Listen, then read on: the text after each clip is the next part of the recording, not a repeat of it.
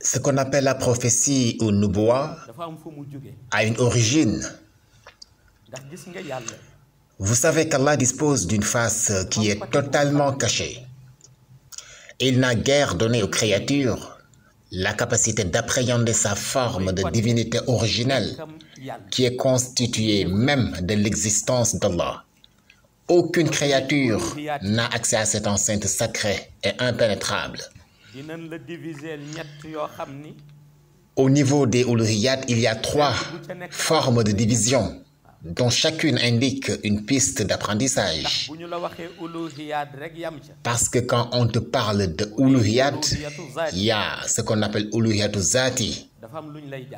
C'est parce qu'on t'apprend quelque chose. C'est Allah et la divinité absolue. Et n'empêche, il y a ce qu'on appelle uluhiyatul jamal, puis le uluhiyatul nawsal.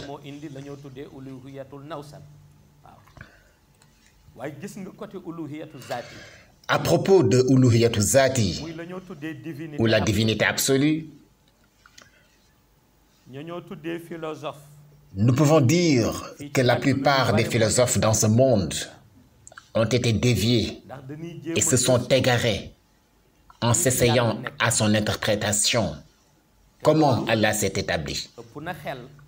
Alors que cette question dépasse de manière inimaginable les limites de l'intellect. L'esprit de l'homme est très limité, malgré l'appréciation positive qu'Allah a fait à l'endroit de l'intelligence du fils d'Adam. Allah a d'ailleurs créé ce dernier avec son intellect après être sorti de son cadre de uluhiyat originel pour le concevoir. Ne seront jamais pareils les doués d'intelligence et les non doués d'intelligence. Allah a demandé aux prophètes dans le Coran ceci: dis, sont-ils égaux ceux qui savent et ceux qui ne savent pas? Seuls les doués d'intelligence se rappellent.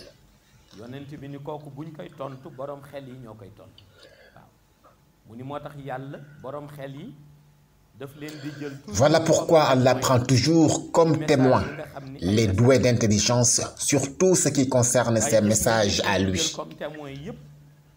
N'empêche, malgré ce privilège, c'est en dehors du cercle de uluhiyatu zati qu'il s'est mis pour créer l'intellect.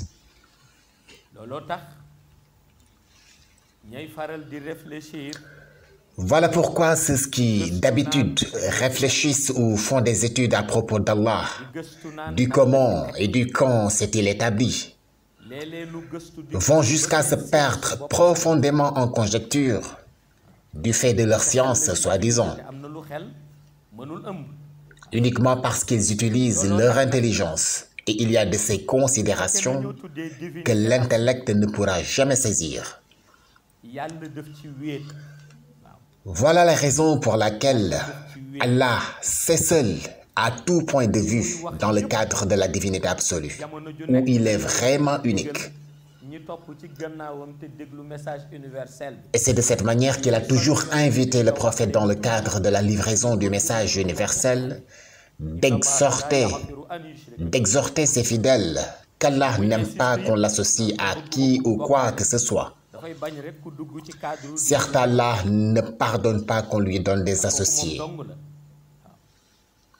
Allah y a tellement insisté pour éviter qu'une créature n'essaie de pénétrer dans l'enceinte sacrée de la divinité absolue, où il existe seul.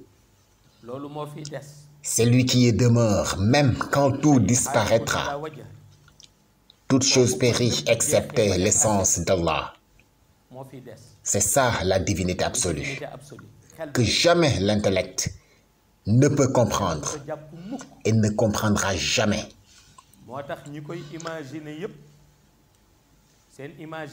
C'est pourquoi tous ceux qui tentent de l'appréhender par des imaginations vont inévitablement s'égarer, à moins qu'ils ne prennent leur chapelet et pratiquent le zikr pour avoir la sensation de l'existence d'Allah.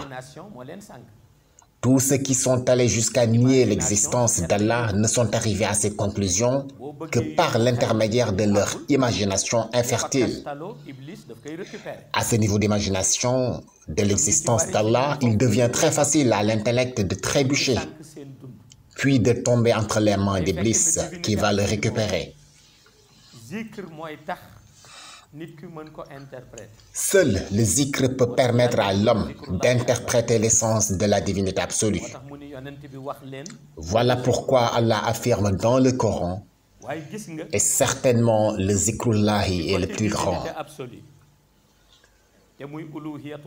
Donc c'est du côté de cette divinité absolue, appelée uluhiyatu zati, qu'Allah a extrait un secret inimaginable dénommé la prophétie, mais la prophétie universelle, la prophétie philosophique, qu'il a ensuite enrobée, puis intégrée dans le ruh ou l'âme du prophète sallallahu alayhi wa sallam.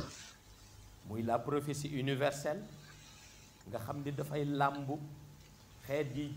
étant entendu que la prophétie universelle englobe toutes les créatures anciennes, actuelles et à venir. Et nous t'avons envoyé qu'en tant qu'annonciateur de bonnes nouvelles et avertisseur pour toute l'humanité, comme stipulé dans le Coran à la sourate 34, verset 28. Quant à la prophétie philosophique, elle englobe toutes les âmes douées d'entendement, des premières aux dernières. Donc voici une nuance sur laquelle il est crucial de méditer. Justement par rapport à l'âme, ruh, Allah peut l'insérer chez l'homme et que ce dernier naisse, vit, adore Allah, puis meurt, sans pour autant que son âme ne puisse avoir l'entendement nécessaire. Il faut savoir qu'une âme qui a la capacité d'écoute et d'entendement est d'abord une âme capable de reconnaître et d'enregistrer la lumière. Si tel n'est pas le cas, tous les actes d'adoration de l'homme détenteur de cette âme n'ont été accomplis que dans le milieu du tâtonnement. Les sages disent même qu'il est primordial pour l'homme de savoir bien discerner. Dans le même siège, Cheikh Tijani Chérif a dit, quand Allah a dit dans le Coran, « Sache qu'il n'y a pas d'autre divinité qu'Allah ». Il s'agit d'un message adressé au ruh qui a une aptitude d'entendement et de jugement certain. Et il ajoute qu'Allah sait bien que tous peuvent prononcer via leur langue l'expression « La ilaha illallah », mais peu parmi eux réussiront à le comprendre et l'enregistrer dans l'âme. C'est pourquoi Allah, selon Cheikh Tijani Chérif, a affirmé et impérativement de tout faire pour le connaître.